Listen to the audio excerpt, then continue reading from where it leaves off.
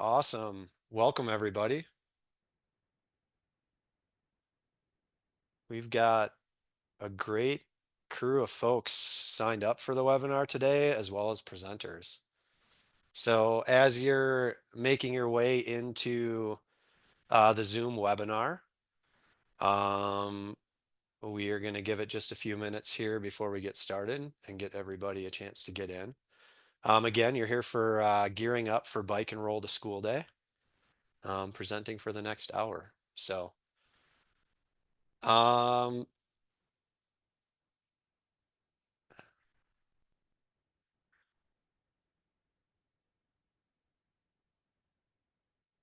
As folks are getting in, if you want to go ahead and do some introductions in the chat, go ahead and share with us your name, where you're coming from today, and if you've had a memorable bike and roll to school day experience, whether you've hosted one, been a part of one, seen one.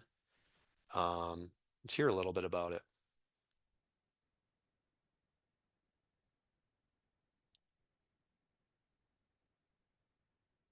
Awesome. Looks like we're getting folks from all over the country.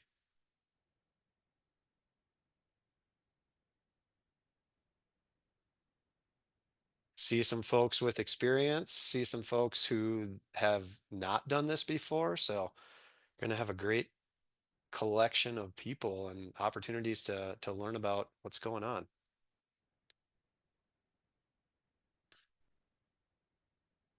So we'll give it just another couple minutes as folks are starting to filter in here. And yeah, if you're just getting on, go ahead and introduce yourself in the chat. We're excited you're here.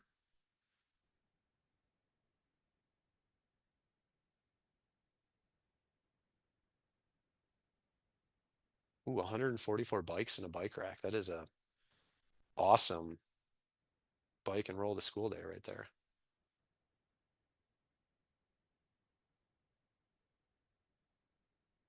Hawaii. Awesome. Coast to coast.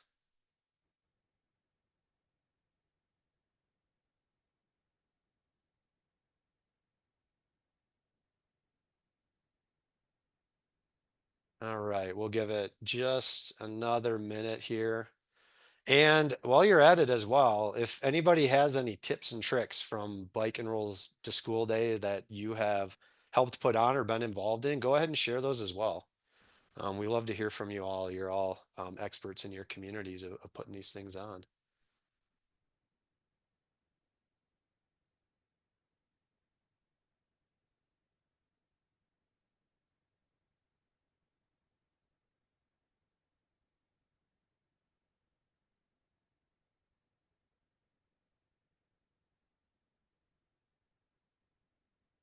All right, so this is awesome. We've got quite a list of folks here, and we're going to go ahead and kick it off. So if you're just getting in, go ahead and introduce yourself. Um, Feel free to kind of share where you're from and what's going on. So again, if you're want to be at the webinar for gearing up for Bike and Roll to School Day, you're in the right place. Um, yeah, so quick about who am I? So my name is Matt Madsen. I'm actually a new technical assistance manager here at the Safe Routes Partnership. I've been here just over 2 months, and I'm super excited to be able to host my first webinar with you all. Uh, Little blurb about myself. I'm a bike lover and a connoisseur of cinnamon rolls. I've also been involved in the field of active transportation, safe routes to school, built environment, and public health for going on about 15 years now. I live in Dillon, Montana, so rural southwest Montana, a town of about 4,000 people. And so my passion area is really the small urban and rural environments and communities and supporting them in active transportation. So photo of me out on some of the gravel roads in Montana, which we have a lot of. So excited to be here with you all today. So you're at a webinar from the Safe Routes Partnership. So who are we? We're an organization that is all about advancing safe walking and rolling to and from school and in everyday life. And we focus on improving health and well-being and accessibility for everyone. Doesn't matter race, income level, ability. We want to make sure that we're focusing on building healthy communities um, that work for everybody. All right, couple housekeeping things. So the webinar is being recorded. If you have to pop off for any reason, you'll be able to catch whatever you miss. And if you think this is a good one, share it with your friends. Let them know what's going on. Uh, the resources that we talk about are going to be linked in the slide deck, and you'll be receiving a recording of the slides after the webinar. Also, we've been working on a toolkit, which is just about to be completed this week, and you'll receive a copy of that toolkit in addition to the slides. Um, the chat is open. Feel free to chat throughout the webinar. Also, the question and answer box. So if at any point you have questions for any of our presenters, go ahead and enter them in the question and answer box. And that will have some time at the end of all of their presentations, where we will go through questions and answers and have some discussion. So feel free to utilize that resource and learn from our speakers today. So at the Safe Routes Partnership, we're here to help. We do all sorts of workshops, trainings, technical assistance, and can really provide help to your community, your school district, your state, and are able to provide some like consulting services to help you set up Safe Routes to School projects, to look at policies, programs, funding, all of those different opportunities. So if this is something you're interested in learning more about, please feel free to reach out. The email is right there on the slide. And yeah, this is just an example of some of the different workshops, trainings, and technical assistance that we can provide. So in addition to these webinars and really kind of helping to bring information out there, we can work with you on Safe Routes to School programming, community engage work, network support, or whatever your community program school district really needs.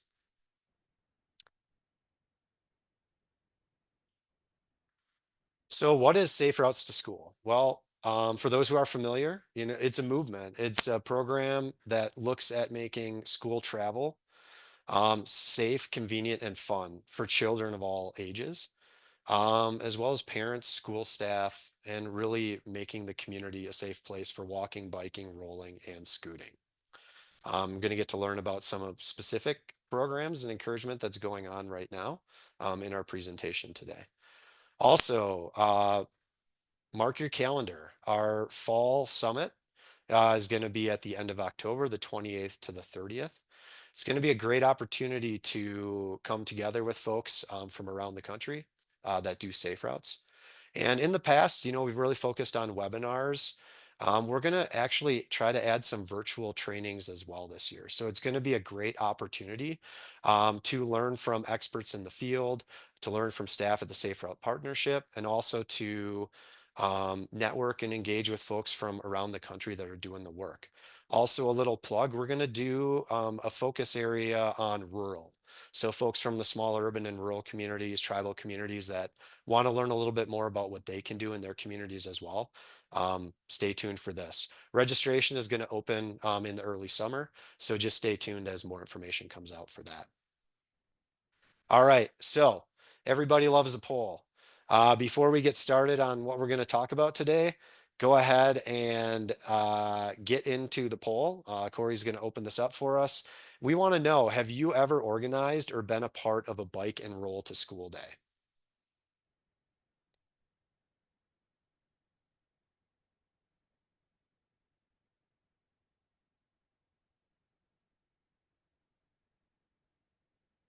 Excellent. We're getting answers in here. Looks like we've got a little bit more of folks who have never organized or participated in a bike and roll to school day. So this webinar is going to be great for you. This is going to be an opportunity to hear from folks who have been doing the work in the field, as well as learn a little bit more about the toolkit that we've been working on that can help you set up a bike and roll to school day. Awesome. Let you click on that a little bit more as we get going. So kind of start with the why. So why bike and roll to school day? Well, it's a great opportunity to celebrate biking and rolling to school. Um, you have the opportunity to have events possibly leading up to the day, as well as a part of the day, and really showcase what can be. So maybe your community already does it and you can highlight what is going on. Maybe it's something new that your community is looking into. It's a great opportunity for education and awareness for youth, as well as adults. Teach parents that, you know what, their kids can bike and walk to school, and that can really change behavior not only for their kids, but also for the caregivers. It's an opportunity to build community support for biking and rolling. I think we're going to hear some great examples today of how collaboration really leads to successful bike and roll to school days and how they can lead to even more future safe routes to school work. It's also a great opportunity to identify barriers as well as positives in the community when it comes to infrastructure, as well as the just ability of kids to bike and roll to school. And ultimately, it's about having fun. Um, I personally have been riding a bike as transportation for 30 plus years, and it's super fun. You get to get outside, you get fresh air, you get all of that, and it's a great opportunity for that because we're trying to teach kids lifelong skills as well. So when is it? Well, it's Wednesday, May 7th. So it's coming up. You got about a month and a half. And it's a great opportunity for the folks on here who have never done anything like this before to start something new. And for the folks that have, to grow something existent that's already existing. Maybe add on, add a few events, grow it into something else, or turn it into something that happens on a weekly basis beyond just bike and roll to school day. So our friends at Walk, Bike, and Roll have the database and the place where you can register your walk or your bike and roll to school event. So make sure to go on the website and register. And that way everybody can track what's going on because over the years it's grown to something that is taken part in almost every state across the country, in schools all over the place. Couple keys to success: collaborate. It works well when we collaborate, when we work together, when we build those relationships and those partnerships, and then we look at longer term change. From the beginning, make it accessible for everyone. You want to think about how your bike and roll to school day it really works for everybody involved. Um, the photo here is actually from the Netherlands. It's a really cool bike that allows a wheelchair to be loaded on, and then uh, folks can ride around on the trails. So that was a really cool experience to see that. And finally, make it fun because when it's fun, it will get done. All right. So a little bit about what we've been working on before we turn it over to our awesome speakers. We have been building a toolkit to help you plan and grow your bike and roll to school day. Here's a teaser of the cover. It is going to be finished this week and up on our website and accessible. So in the toolkit, we have step-by-step process for how you can successfully set up a bike and roll to school day. I'm not going to elaborate too much on it. It's in the toolkit, but each of these sections has activities, partners to engage with, resources that will help you implement a successful bike and roll to school day. We've also created some add-ons, some fun posters, bingo cards, social media content that's accessible through the toolkit as well as on our webpage, as well as some sweet Spotify playlists so that you can rock out while you're rolling your way to school. All right, so here we go. Without further ado, I want to introduce to you our three speakers for today's webinar. Each of them are going to be bringing their experiences of facilitating bike and roll to school days in different areas of the country, as well as different size communities. So I'm really excited about this one. Our first speaker is going to be Jenny Borden. Jenny has led Safe Routes to School efforts in Minneapolis public schools for more than a decade, building a program for more than or building a program that is a model in Minnesota and beyond.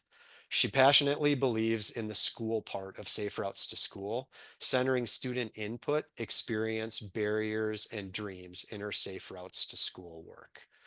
Uh, our second, whoop, our second speaker is going to be Matt Berkey. Matt is the Safe Routes to School coordinator for the Iowa Bicycle Coalition and helps promote active transportation to schools around the state in communities of all sizes. A bike commuter for over a decade, if he isn't pedaling to work, he's probably out on one of Iowa's many gravel roads. He also rides a Surly Karate Monkey, which is a fantastic bike choice. And finally, Andy Rouse. Andy is a parent, entrepreneur, and software engineer from Bozeman, Montana, who is pretty bad at saying no and pretty good at getting things done. He enjoys biking, hiking, video games, gardening, and building, creating things. I've had the opportunity to work with Andy over the last 5 years, and I'm really excited for him to get the opportunity to share his story of Mom Ford Moves. So, without further ado, I'm going to turn it over to Jenny to share her story. Thanks, Jenny. Thank you so much, Matt. It is really exciting to see all the people log on and the great new tour toolkit from the National Partnership. I think it's going to be a great resource. I am Jenny Borden. I am the Active Living Coordinator for Minneapolis Public Schools, and in that role, I have worked on Safe Routes to School for more than a decade. My department is Culinary and Wellness Services. So most other school districts would call us the Nutrition Center. We are your school lunch people, your school breakfast, your after school food people, and our mission is to feed kids quality food. And in that endeavor, we partner with chefs and farmers. We have nutrition experts on staff to bring our kids the very best. The other side of our mission is active living, and much of our active living work comes in Safe Routes to School. So today I'm going to be telling you the story of that picture on the right of the Let's Roll MPS. It is a giant bicycle ride through our city that we host every year on National Bike to School Day. Go ahead and advance. First, just a little background about us. If you look at that map on the left, that shows our city of about 400,000 people. Those little pink dots that you kind of see scattered about are schools. And the blue lines that you see are walking routes, also good biking routes that connect every school and also library and our park recreation centers. Um, Within our school district, we have amazing students, and diversity really is our strength. We have kids from all sorts of backgrounds. In our school district, we speak English, we speak Spanish, we speak Somali, we speak Hmong and 100 other languages, and it really makes us who we are in Minneapolis Public Schools. And you can advance. So our goal is very similar to what Matt laid out. We want to make it safe and fun and easy for all kids to walk, bike, and roll to school or wherever they want to go. And really, fertile soil is an apt metaphor for all the partners who are with us in this work and is an actual picture from our culinary center where we also grow food so kids can learn about food. But we have many, many partners with us in this work. Of course, all our schools, our families, our staff. But we have been partners with our city of Minneapolis for more than a decade. The health department partly funds my position, and there's Safe Routes to School transportation planners working within the city to make our infrastructure better, public works folks to help us with traffic issues that may come up. We have partners at our DOT and our health department and parks and small businesses and great nonprofits. It really, really is fertile ground here in Minneapolis Public Schools of people who care about safe routes to school. And you can advance. We participated actually in the very first National Bike to School Day, at least that I'm aware of. I think it was about 2012. And that event and every event since then, I will just say that our single biggest group participating are walkers. And just like I would encourage you to include everybody in the fun, walking, biking, rolling. It is all super fun. And there are barriers that we should acknowledge to participating in Bike to School Day, like a bicycle and bike knowledge, and maybe parents that also have that knowledge. Walking is great in itself, and it really can lead to biking. So I would say be inclusive and you can advance. The thing I love about Safe Routes to School is that there are so many entities that come together and we have our own strengths and we're working towards this common goal for the children. What you are looking at there is an example of an amazing bike bus in Minneapolis Public Schools that is run by parents. I hope that you'll check out that QR code and hear Michael and Devin themselves tell you how they do it. They are super inspiring. But one of the things you'll hear them say is how they started is somebody told them to participate in Walk and Bike to School Day, and they said, why don't we try this? And you can advance. But we are a school district, and so our strength is educating kids. That is what we do. And we have kids with us all day long. And so through Safe Routes to School planning, through talking with all those partners that I mentioned internally and externally, we sort of coalesced around this goal that we thought was really important for our Safe Routes to School efforts. And it was universal bike education for fourth and fifth graders. And we started working towards that goal. We have the best bike city, I would say, in America. We have fantastic off-street trails and infrastructure right in the city itself, and we believe our kids deserve full access. And so to that end, it's really an internal endeavor. Our teachers lead bike education with their school day classes during the school day, often in PE, but not exclusively. They're trained. We set about getting equipment so that kids could have on bike and then on street and on trail experiences. And you can go ahead and advance. And so we are plugging along towards our goal of universal bike education. And in 2016, we were lucky to have the Winter Cycling Congress here in Minneapolis. And I was fortunate enough to attend.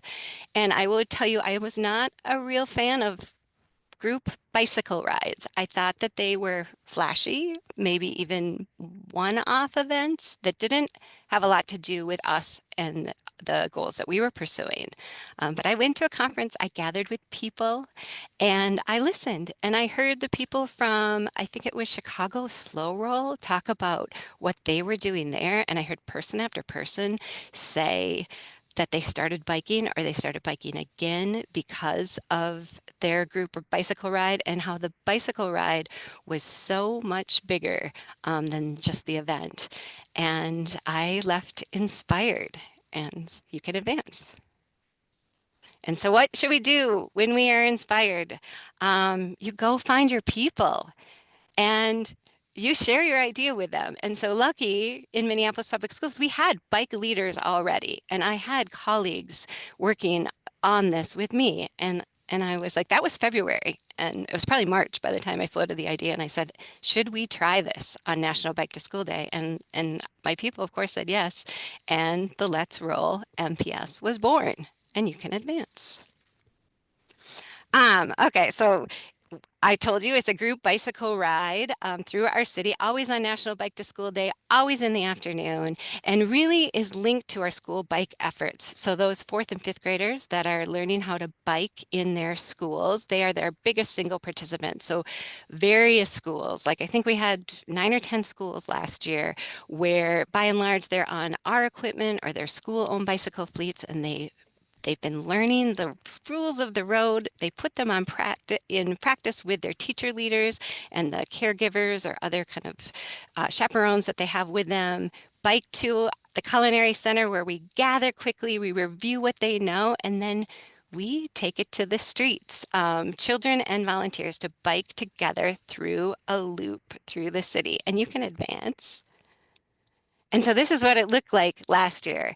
And a real power of this ride is that our community sees us. I think as a school district, sometimes the only stories that people hear are kind of the bad ones that make headlines. And we know that great things are happening at every school and in every building, but the community doesn't. And so they get to actually see us. We flyer our whole route and we actually invite everybody to just come out and cheer us on as well. And that's a sub argument that I have is cities really are like small towns, and it feels like a small town on this day. One volunteer at one of the intersections reported to us, and it was probably right around this part where a community member was really impressed, and they're like, "Who are you?" And the volunteer said, "Well, we are Minneapolis Public Schools." And they're like, "No, but who are you?" As if there was some entity that we hired to put on this event for us. And it's no, it's us. It's the greatness of our people and our partners and our students. Putting this on ourselves. And the other benefit is like the community sees us, but then our kids also get that experience of being seen, that they bike through, they're cheered on at every corner, and they know that the people around them care about them and want them, I guess, to succeed in this ride and just generally, and you can advance it. And so I think to be clear, why are we doing this? And always we're centering our students as the event grows and changes and we add partners, we're always at the heart of it is, will the kids like it? If the children will love it, then we find a way to incorporate it. And if it's not something that children would love, then we try to work it into something that they would. So they're the real stars, and the second stars are really their teachers because they are the ones that have really taught these kids the skills and have biked over. Some of the kids do like 15 miles that day between biking over and then biking the loop, fourth and fifth graders. We put them in mint green t-shirts so everybody knows just who they are. And then all those partners, remember that fertile soil that I showed you? They come out too. So maybe the health department that funds us also is at an intersection. Maybe the planners, we go through an intersection that's been built. And we take it on our ride. Other partners, the bike guy that helped us repair bikes in July, he shows up with a giant speaker and helps bring music to our ride.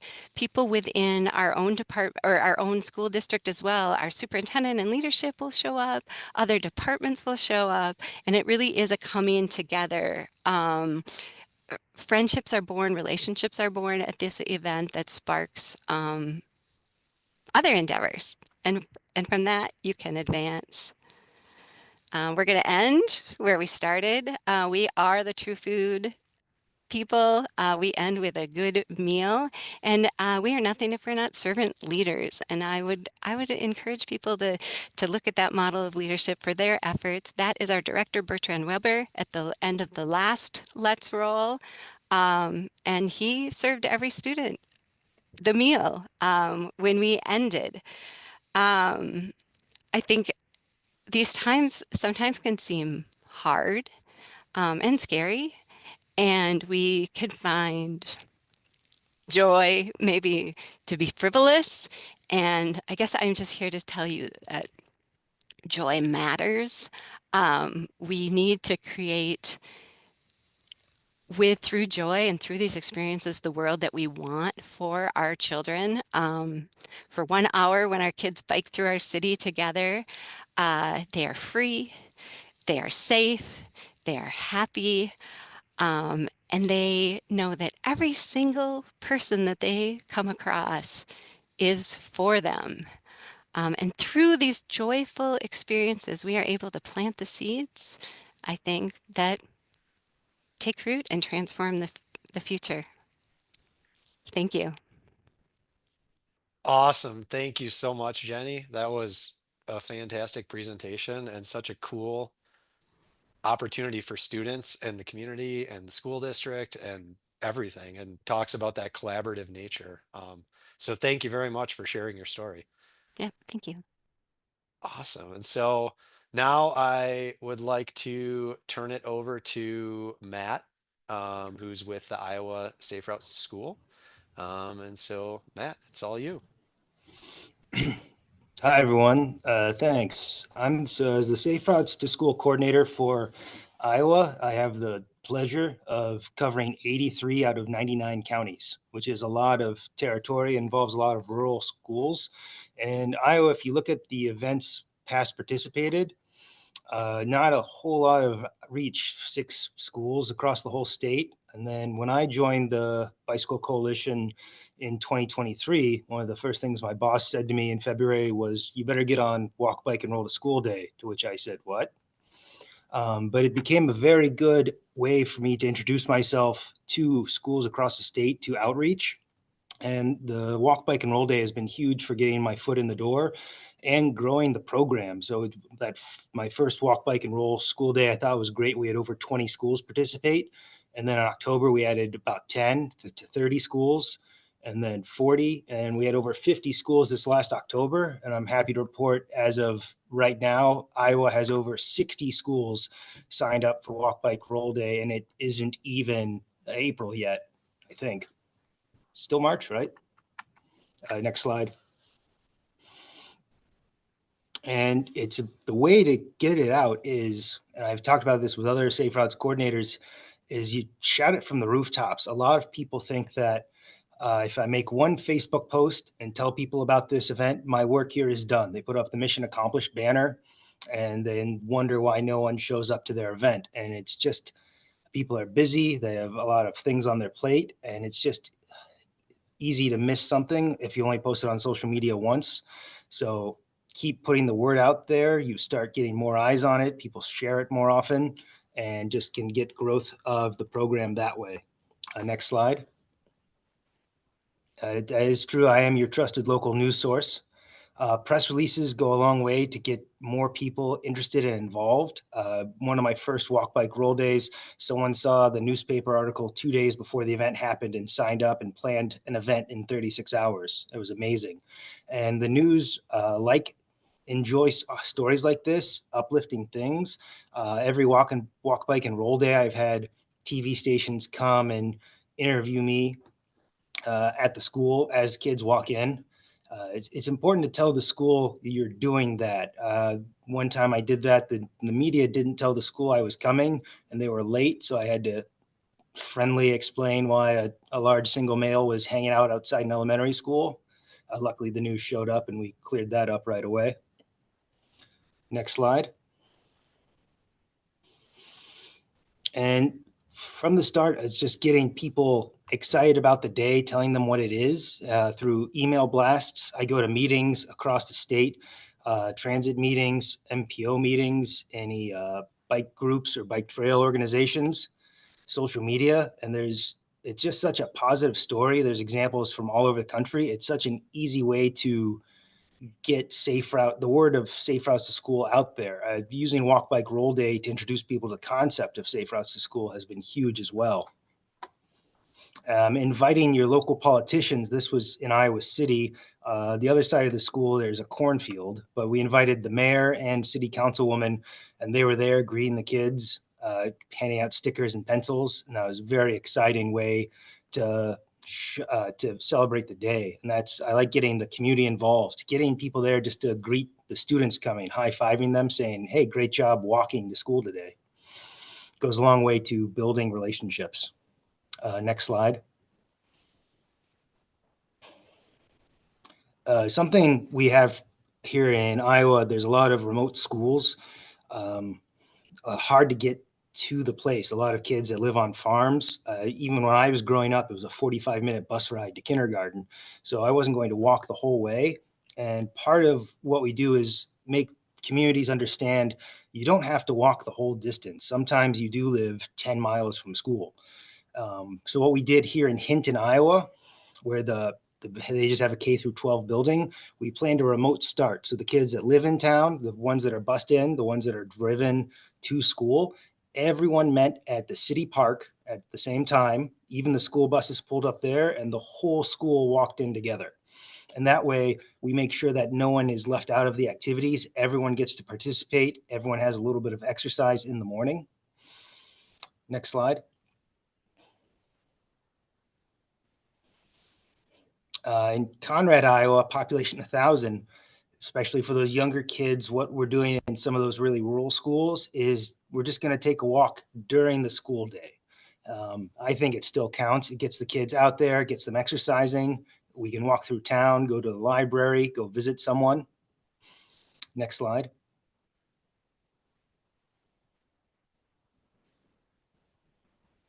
Next slide, please. And those remote starts are great. If you look at the map here, the town of Lisbon, Iowa is cut in half by a highway. And so I want to promote Walk, Bike, and Roll Day, but I don't want to promote unsafe behaviors. We don't want to send kids running across that highway. I don't even like walking across it myself. So working with local communities to make those remote starts, once you get through people's barriers of you don't have to walk or bike the whole distance. Part of the way is okay. I usually sell it as we're trying to reduce the number of cars sitting outside and around the schools. And once they start thinking that way, a lot more people start saying yes to participating in the event. Next slide. In Osceola, Iowa, population 5,000, they're complaining about the car pickup and drop off line. In a town of 5,000, it's slowing down their city. So they do a great job inviting the mayor. They do chalk art all around the school that day and get a huge amount of people walking and biking from all over. Next slide.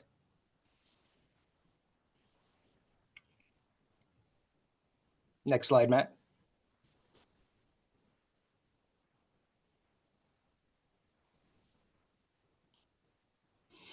In town in Moville, Iowa, this one's great. This one's been going on for years now, thanks to the local gym teacher. Out of 250 students, half of them join the walking school bus and walk across from one side of town to the other. And that's in a population town of less than 2,000. So there's really no reason a town of any size can't participate in Walk, Bike, and Roll to School Day. There's ways to make it happen. There's sidewalks here and there. There's routes we can make.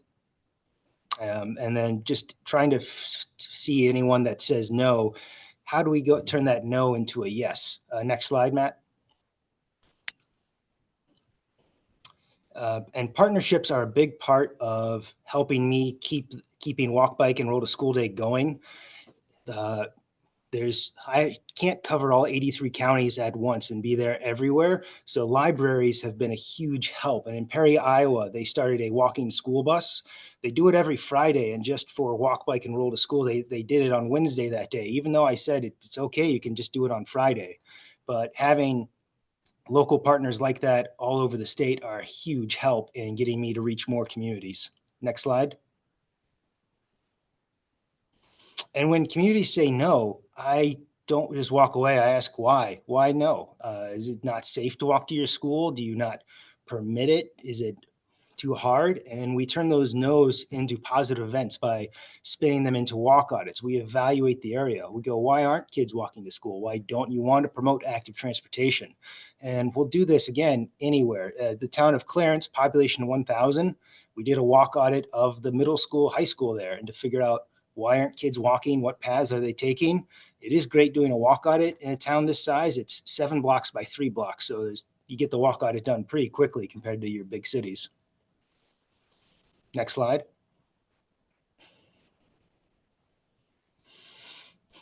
And it can be pretty overwhelming when you're trying to get schools on board if you're starting from scratch. And you don't have to get everyone participating at once, as we've just been growing the program here in Iowa by about 10 schools an event.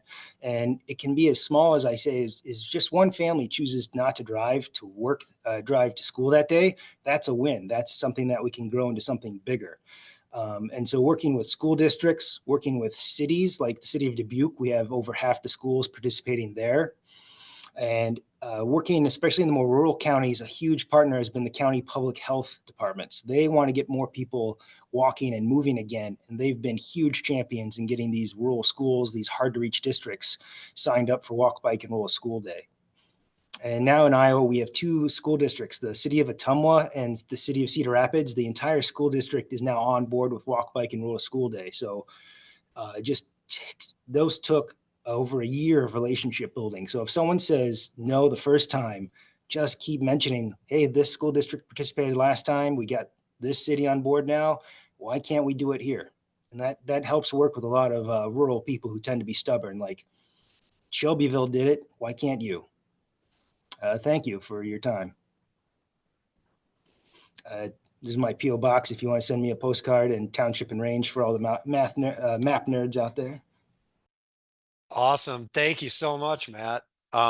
Thanks for sharing what you guys all have going on in Iowa, and it's awesome to see the growth in the program, and from where you were and to where you are today. So great example of kind of statewide coordination as well and what can happen that way. So, all right. Finally, today, I want to turn it over to Andy Rouse.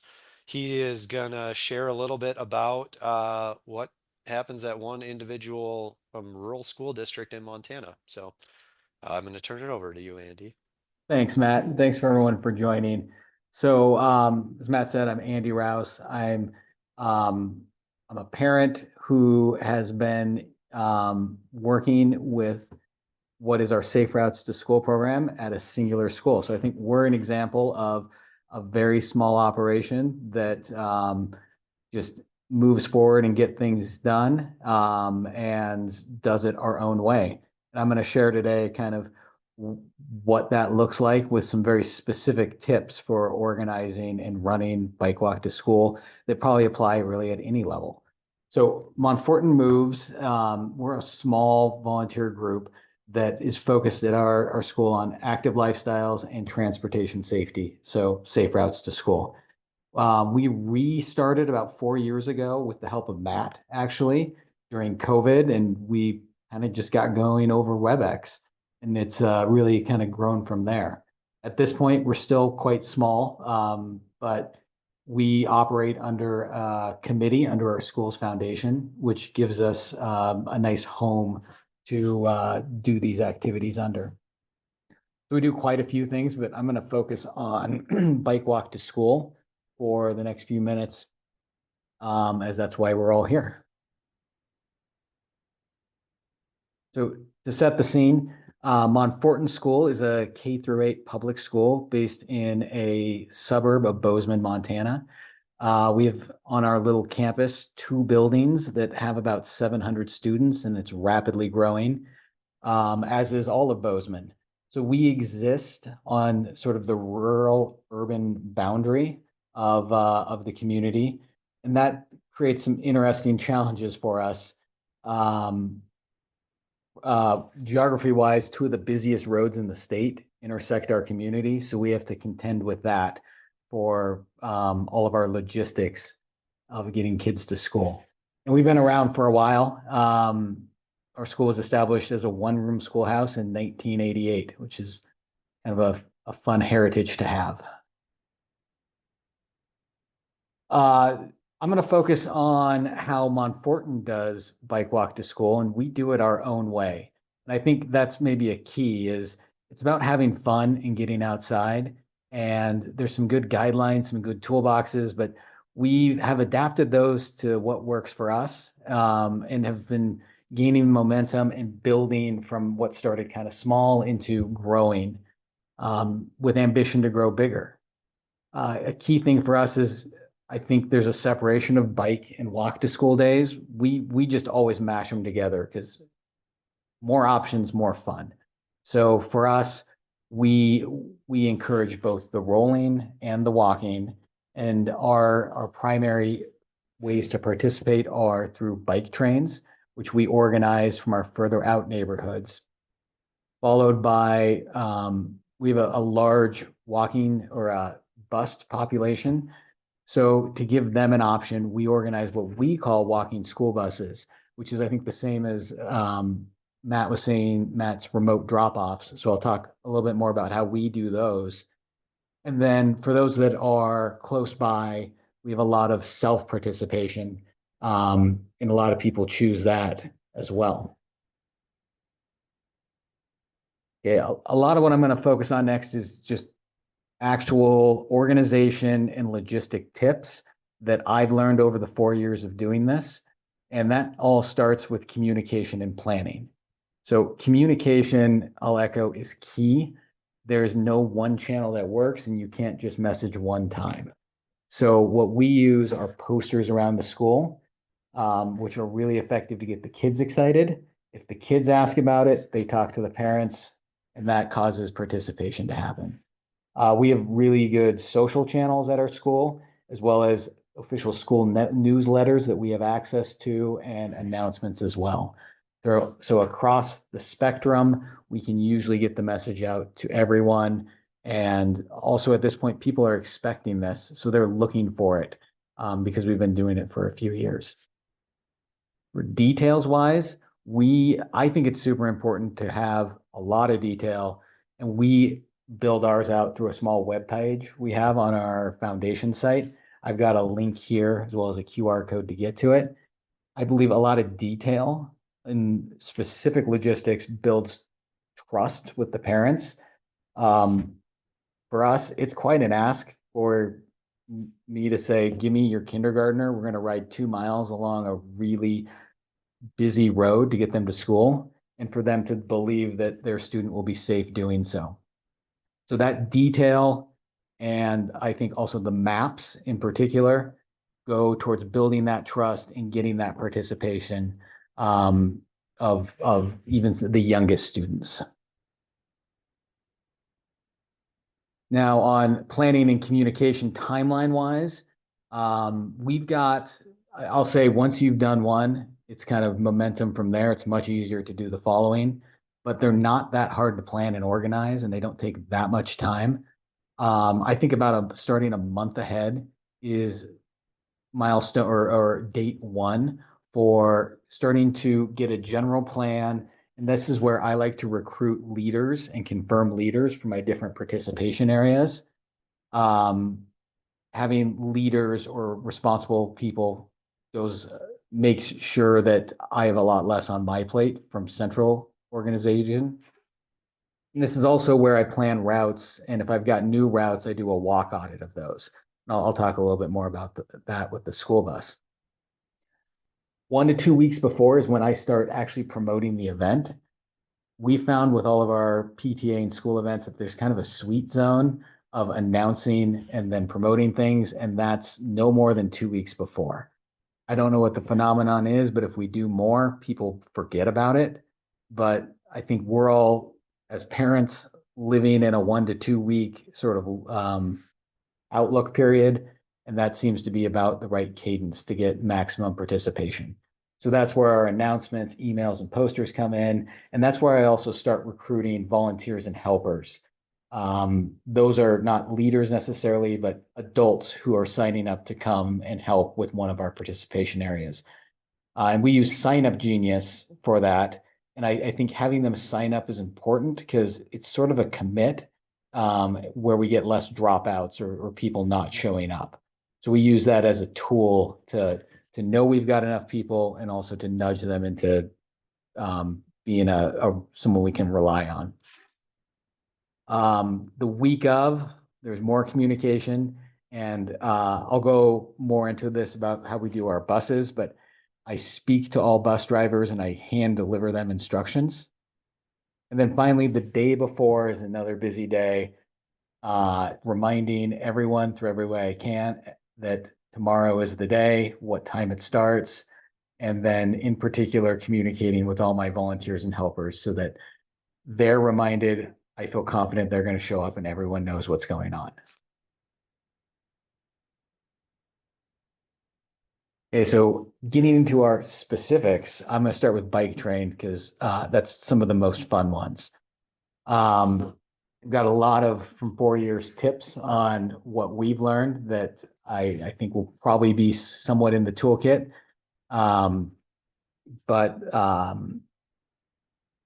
We get a large spectrum of riders from kindergarten all the way up to our 8th graders.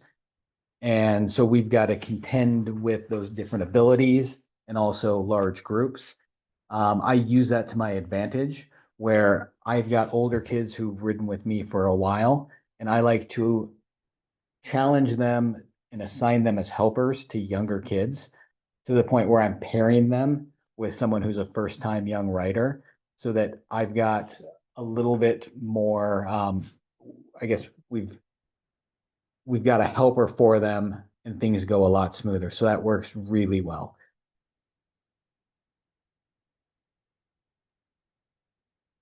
From a safety tips perspective, everyone wears a helmet, even the adults.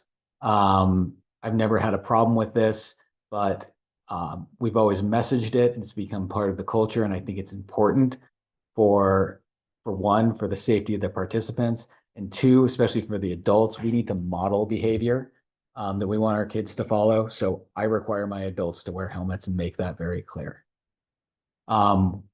We're going about 2 to 3 miles on most of our rides to school.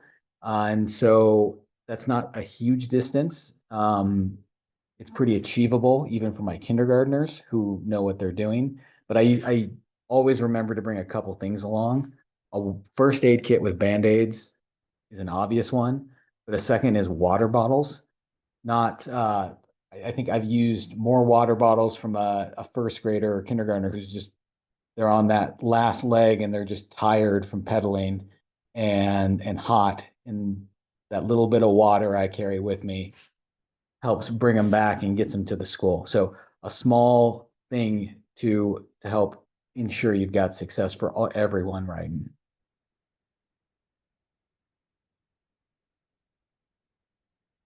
So I am I'm amazed and honored that I'm entrusted with 40 or more kids all the way from kindergarten.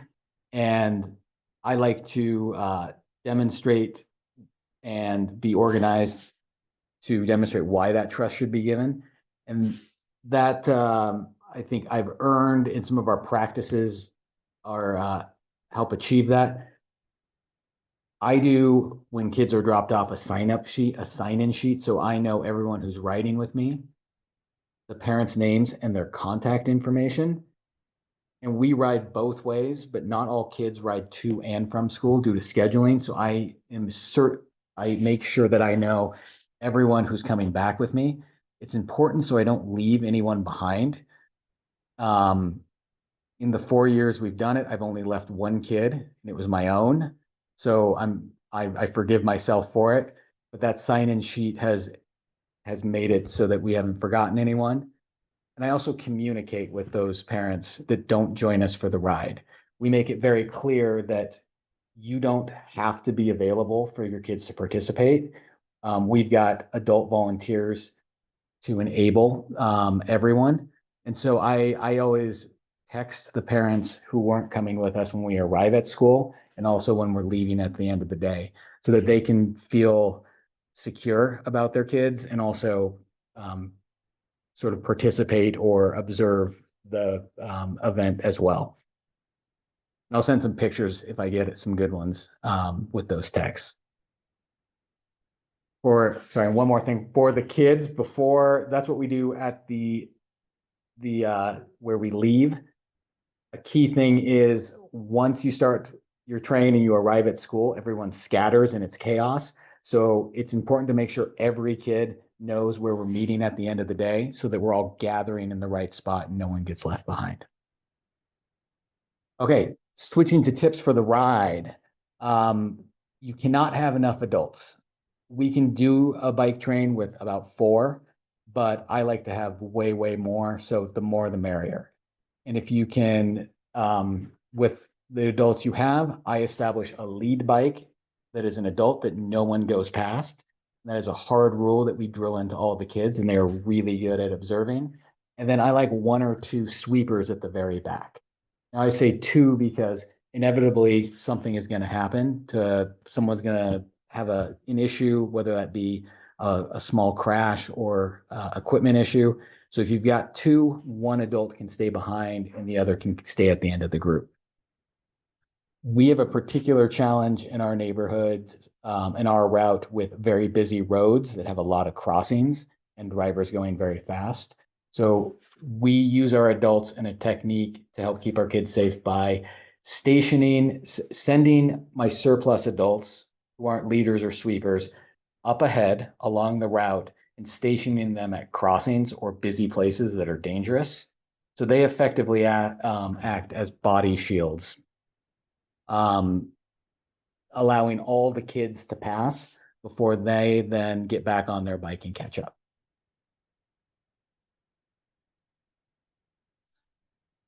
Okay, I'm going to go quick. We're running low on time. Our walking school bus is similar to Iowa, where we park our buses away from the school and let the kids walk. It allows for way greater participation, and even a shorter walk is better than no walk. To make it successful, it's communication and being clear with the drivers as to where they're dropping kids. And then the other tip is I walk the route myself, and I do it at the same time that it would be happening on a bike walk to school so that I can see the logistic challenges and make sure it's safe.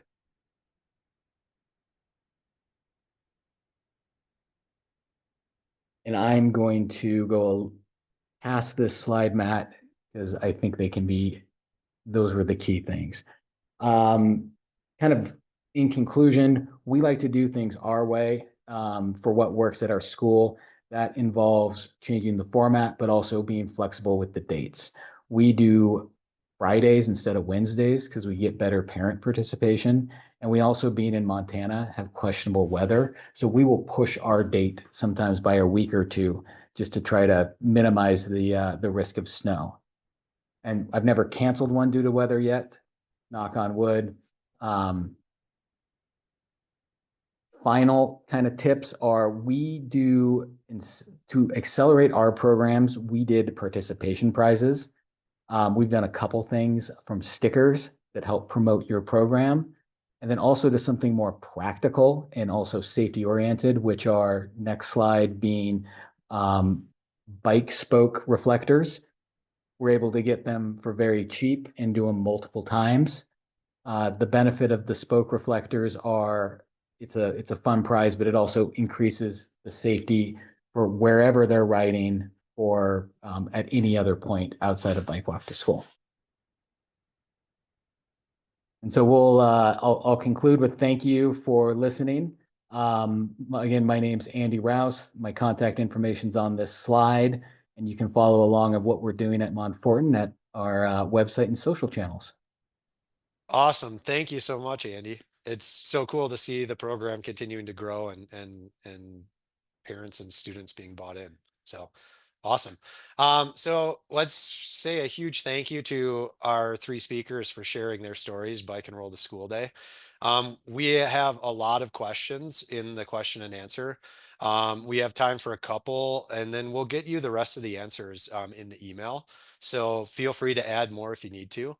So this question, I think I've seen it a couple times, and this is for all three of you. If you want to come back on, how do you get buy-in? What tips or tricks do you have for folks who are trying to connect with people in the school or maybe are in the school and trying to get buy-in from principals, admin, staff, and folks like that? I'll let you each take a turn and answer. A lot of times when I get no and the buy-in, I just recently had a school district say they vetoed walk, bike, and roll to school day because their official messaging is it's dangerous to walk to school, and which made me flip my lid. And so I just asked, is no one actually walking to your school? Are there people that are walking and you just shame them anyway? And trying to be like, there's some students out there that don't have two parents, they don't have vehicles, they're getting to school somehow. So you already have students walking. We can celebrate them and we can make it safer for everyone. That's kind of a bully approach. Awesome. Thanks, Matt. Jenny? I mean, I am the school district, so maybe it is a little bit easier, but I can tell you, I think I lead off with the benefits. Why you want to. I always think, what can I do to make it easy? And then I can just tell you in schools, some of the groups, certainly administration, but your PE teachers, your school nurses, your social workers, in Minneapolis Public Schools, your English language learner teachers. I put notes on the bike racks. People that already bike to school are also places I would look to make my way into a school. Awesome. Thanks, Jenny. Andy? I'm a little different scenario in that I'm very ingrained with the school. I think I've built a reputation with them of a little bit asking laying out a plan and saying we're going to do it, and then letting them say no, as opposed to asking permission.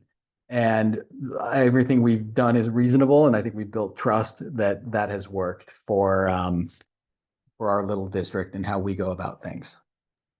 Awesome. Thanks, Andy. Again, we had a lot of questions, so stay tuned. We'll get answers to those to y'all in emails. Wanted to leave with just a couple. What are some things that you can do to get moving right away? So start connecting, connect with the school and any partners that you might need. Make sure you're making it accessible for everybody and create a plan. And with that is one more plug for the toolkit that's going to be out soon. Stay tuned. We'll get that to you in email as well as it'll be available on our website. And so again, we're here to help you move safe routes forward. Reach out with any questions that you have. Stay tuned for more webinars to come. And thanks for sitting through my first webinar. I'm excited to be here and be able to work with you all going forward. So just one more shout out to Jenny, Andy, and Matt. Thank you very much for sharing your stories. And thanks to everybody for being here today.